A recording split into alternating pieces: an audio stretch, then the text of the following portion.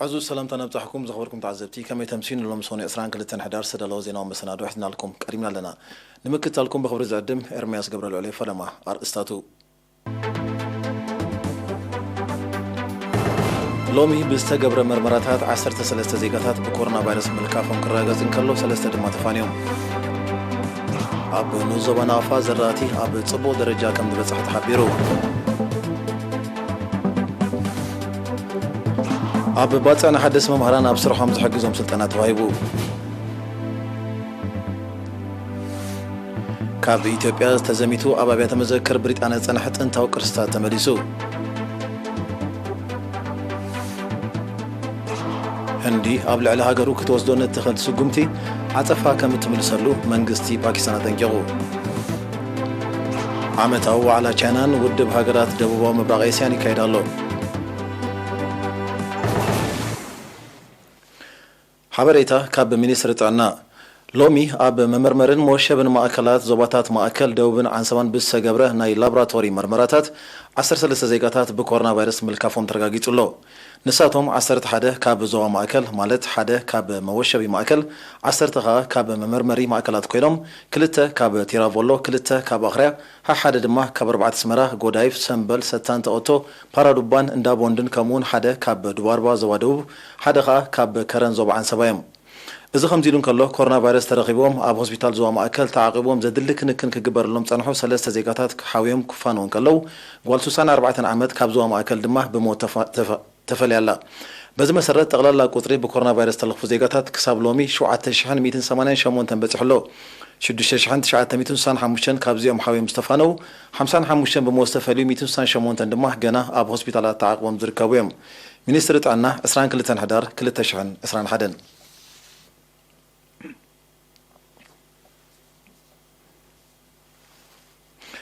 أب نوزوبا نافا لوم عمت بزنبره هطور كرامات أب أستاد كلتا شحن 500 هكتار زتزرع استفلالي عينت آكالن ترتاتن أب تصبو درجة كم دبصح تقليصو حلافي بيت صحفة حرشة بتنوزوبا أتو محمد صالح محمد علي أبزهب وحبريتا نايلوم عمت كرامات معروي زرقحن متأنن كم زنبرو متكاس شحن 200 هكتار مشالا شمون 170 هكتار سرناي كلتا 275 هكتار باللنغوا اتسترف دمه كالا عينت آكل كم تزرعن أب درجة عتيد كم زركب نابريهو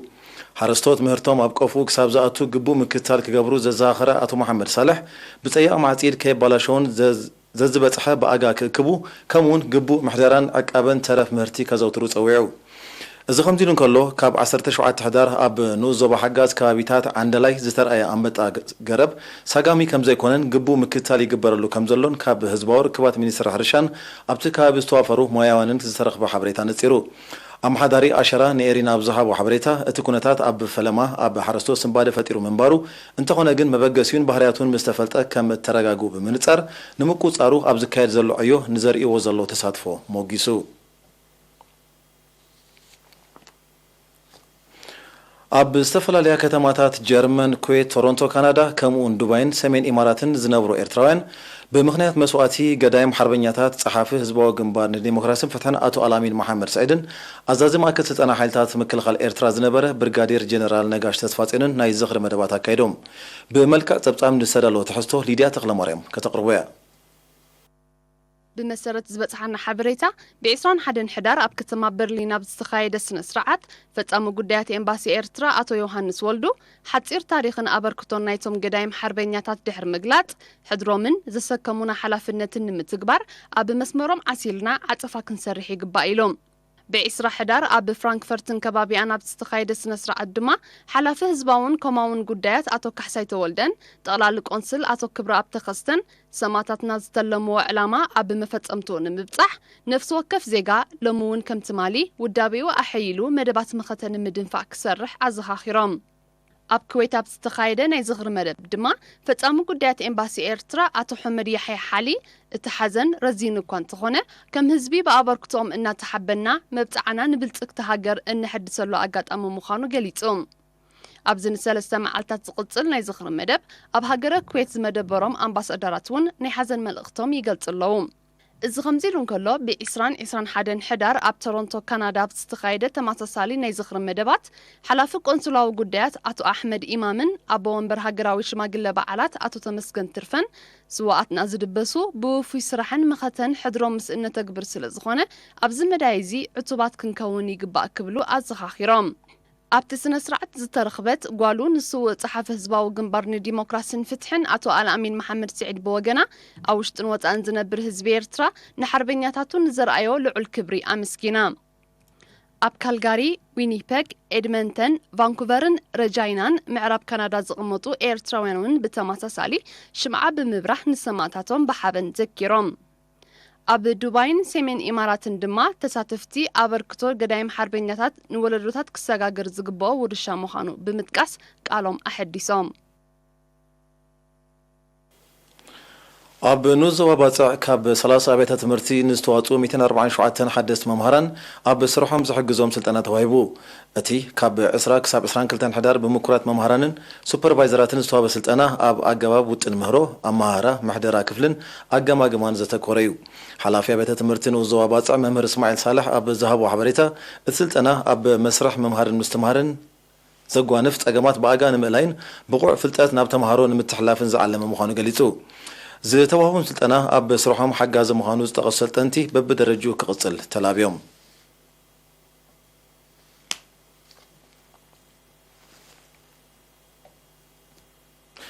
ቤት ጽሕፈት ምቁጻር ሕግን ስርዓትን ከተማ ሰንዓፈ ህዝቢ ንዝዕድጉ ሃለኽቲ ነገራት ከምውን ኣፋውስን ዓይነታት መግብን ናይ ኣገልግሎት ግዚኡ ኣረጋጊጹ ክዕድግ ግዚኡ ዝወደቐ ምስ ዘጋጥሞ ድማ ንዝምልከቶም ኣካላት ክሕብር ጸዊዑ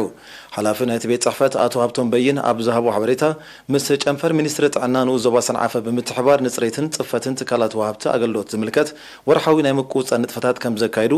ሓሊፎም ናይ ተጠቃምነት ዕለቱ ዝወደቐ ሃለኽቲ ሒዞም ኣብ ልዕሊ ጸንሑ ድማ ሕጋዊ ስጉምቲ ከም ዝውሰድ ገሊጹ ሳዕቤናቱ ከቢድ ስለ ዝኾነ ተገልገልቲ ንዝዕድግዎ ሃለኽቲ ዝፈረየሉን ዘብቅዓሉን ዕለት ከረጋግጹ ይግባእ ዝበለ ኣቶ ሃብቶም ወነንቲ ትካላቱን ናይ ተጠቃምነት ዕለቱ ንዝወደቐ ብእዋኑ ከወግድዎ ተላብዩ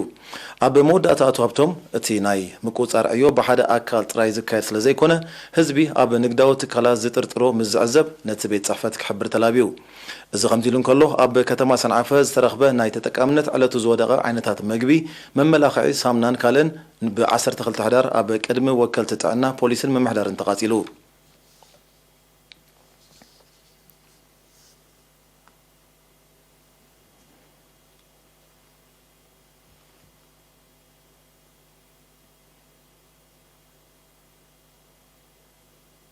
ዝኸበርኩም ተዓዘብቲ ዝስዕብ ኣህጉራዊ ዜና እዩ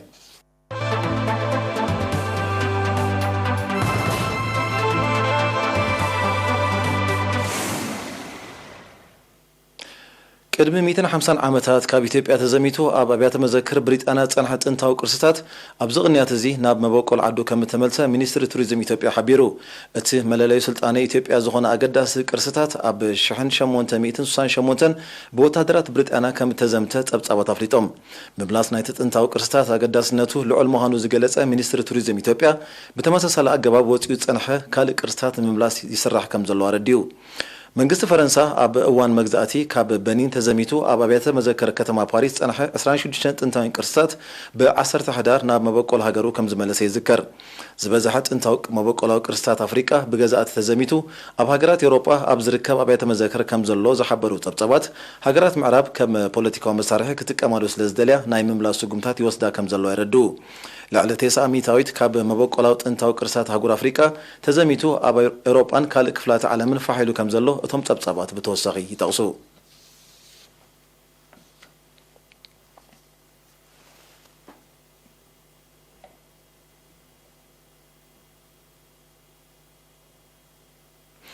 መንግስቲ ፓኪስታን ህንዲ ኣብ ልዕሊ ሃገሩ ክትወስዶ ንትኽእል ወተሃደራዊ ስጉምቲ ዓጸፋ መልሰ ግብሪ ከም እትህበሉ ኣጠንቂቑ መንግስቲ ፓኪስታን ነዚ መጠንቀቕታ ዝሃበ ህንዲ ኣብ ዶባታ ተኽታኺ ዝበለቶ ወተሃደራዊ ንጥፈታት ይካየድ ከም ዘሎ ብምሕባር ኣድላይ ስጉምቲ ክትወስድ ከም እትኽእል ድሕሪ ምእማታ እዩ ህንዲ እቲ ወተሃደራዊ ንጥፈታት ምስ ዘየቋርጽ ክሳብ መጥቃዕቲ ኣየር ዝበጽሕ ስጉምቲ ክትወስድ ምዃና ኣጠንቂቓ ዘላ በተመግለጺ ዝተቆጣ መንግስቲ ፓኪስታን ህንድን ተወስዶ ስጉምታት ኢዱ አጣሚሩ ከም ዝዕዘቦ በመሕባር ንውግእ ካብ ዝዕድም ፕሮፓጋንዳ ክትቁጠብ ጸውዑ በጉዳይ አከራኻሪ ዞባ ካሽሚር ተፋሕፊሕን ዘሎ ህንድን ፓኪስታንን ካብ 1947 ንድሓር 3 ግዜ ውግእ ከም ዝገጠማ ጸብጸባት ይጠቕሱ ዓመታዊ ዋዕላ ቻይናን ደቡብ ውድብ ሃገራት ደቡብ ምብራቅ ኤስያን ማለት ኤስያን ካብ ሎሚ 22 ሕዳር ክካየድ ጀሚሩ ኣብዚ ብማንዛ ዝካየድ ዘሎ ዋዕላ ወተሃደራውን ፖለቲካውን ቅልውላው ሚያንማር ቀንዲ አጀንዳ ምዃኑ ይሕበር ኣሎ ኣብ ሚያንማር ካብ ፈለማ ዝሓለፈ ወርሒ ለካቲት ብዕልዋ ስልጣን ሒዙ ዘሎ ወተሃደራዊ ጉጅለ ኣብዚ ዋዕላ ከይሳተፍ ተኣጊዱ እቲ ወተሃደራዊ ጉጅለ ሕጂ ንኻልኣይ ግዚኡ ካብ ዋዕላ ኣስያን ዝእገድ ዘሎ ኣብ 1997 ዝተመስረተ ውድብ ሃገራት ደቡብ ምብራቅ ኤስያ ንብሮይን ካምቦዲያ ኢንዶኔዥያ ላኦስ ማሌዥያ ሚያንማር ፊሊፒንስ ሲንጋፖር ታይላንድን ቪየትናምን ይሓቁፍ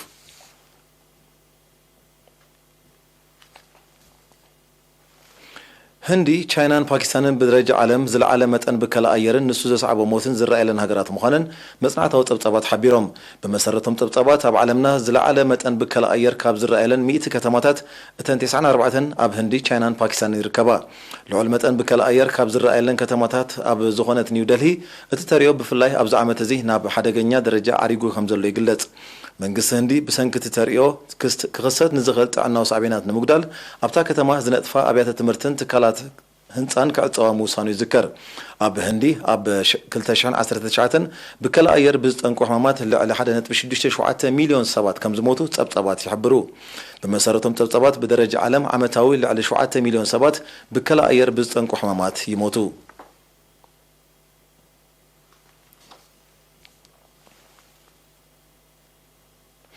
ኣብ ክፍለ ሃገር ዊንከንሰን ሕብራት መንግስታት ኣሜሪካ ኮነ ኢልካ መኪና ናብ እኩባ ሰባብ ምእታው ብዝተኻየደ መጥቃዕቲ ሰብኣዊ ክሳራ ከም ዝወረደ ማዕከናት ዜና ቃልሕን በዚ ናይ ትማል 21 ሕዳር ፍጻሜ ብውሕዱ 5 ሰባት ከም እተቐትሉ ዝሓበሩ ሰመዝ ጸጥታ ዊንከንሰን ህሱያት ዝርከቦም ልዕሊ 40 ቆሲሎም በምህላዎም ቁጥሪ ሙታት ክዛይድ ከም ዝኽእል ኣሚቶም ዓላማ ናይቲ መጥቃዕትን ፈጸምቱን ንምፍላጥ ጸጥታዊ ስርሕት ይካየድ ከም ዘሎ እቶም ሰበስልጣን ብተወሳኺ ገሊጾም ኣብ ሃገራት ምዕራብ ደይመደ ኢልካ መካይን ኣብ እኩባ ሰባት ብምእታው ዝፍጸም ሽበራዊ መጥቃዕታት ልሙድ እናኾነ ይመጽእ ከም ዘሎ ጸብጸባት ይጠቕሱ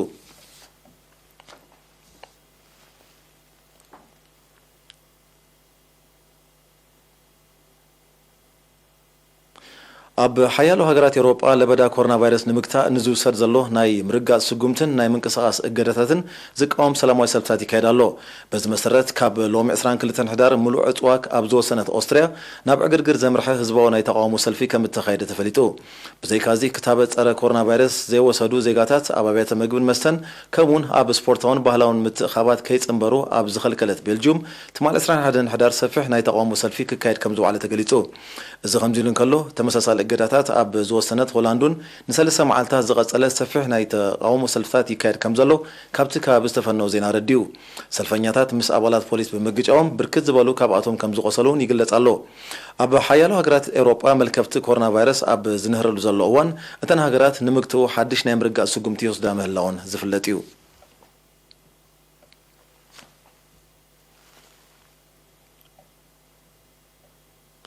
ኣብ ሄይቲ ክልተ ካብቶም ኣብ ዝሓለፈ ወርሒ ጥቅምቲ ብዕጡ ጉጅለ ዝተጨውዩ 17 ኣሜሪካውያን ሚስዮናውያን ነፃ ከም ተለቑ ተሓቢሩ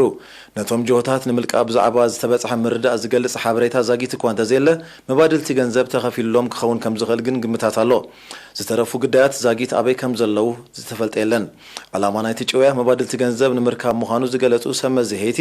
እቲ ዕጡ ጉጅለ ንነፍሲ ወከፎም $1 ሚልዮን ከም ዝጠለበ ይረድኡ ኣብ ሄይቲ ኣብዚ ዓመት እዚ ጥራይ ልዕሊ 600 ሰባት ብዕጡቃት ከም ተጨውዩ ብዙሓት ካብኣቶም ድማ ድሕሪ ዝተኸፍለሎም መባድልቲ ገንዘብ ከም ተለቐቑ ይግለጽ እዚ ተደጋጋሚ ተሪኦታት ንጸጥታዊ ውድቀት ናይታ ካሪቢያዊት ሃገር ዘነጽር ምዃኖም ምስ ኩነታት ናይቲ ከባቢ ቅርበት ዘለዎም ወገናት ዝጠቕሱ ሃገራት ምዕራብ ብስም ሃይማኖት ኣብ ዝተፈላለያ ሃገራት ስልያዊ ንጥፈታት ከም ዘካየዳ ዝሓበሩ ጸብጸባት እቲ ስጉምቲ ጠንቂ ጸጥታዊ ሕንፍሽፍሽ ኮይኑ ከም ዘሎ ይሕበር ኣብ ሄይቲ ተኸሲቱ ዘሎ ጸጥታዊ ውድቀትን ድኽነትን ሳዕቤናት ግዳማዊ ምትእታው ምዃኑ ምስቲ ሃገር ቅርበት ዘለዎም ወገናት ይጠቕሱ ዜና ንምዛም ኣርእስታቱ ከዘኻኽረኩም ሎሚ ብዝተገብረ ምርመራታት 13 ዜጋታት ብኮሮና ቫይረስ ምልካፎም ክረጋገጽ እንከሎ 3 ድማ ተፋንዮም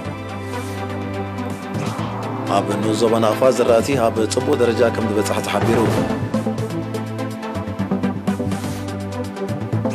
ኣብ ባፅዕና ሓደስ መምህራን ኣብ ስራሖም ዝሕግዞም ስልጠና ተዋሂቡ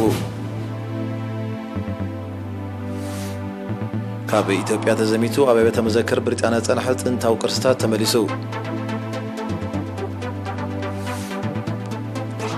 ህንዲ ኣብ ልዕሊ ሃገሩ ክትወስዶ ንትኽእል ስጉምቲ ዓጸፋ ከም ዝምልሰሉ መንግስቲ ፓኪስታን ኣጠንቂቑ ዓመታዊ ዋዕላ ቻይናን ውድብ ሃገራት ደቡባዊ ምብራቕ ኤስያን ይካየድ ኣሎ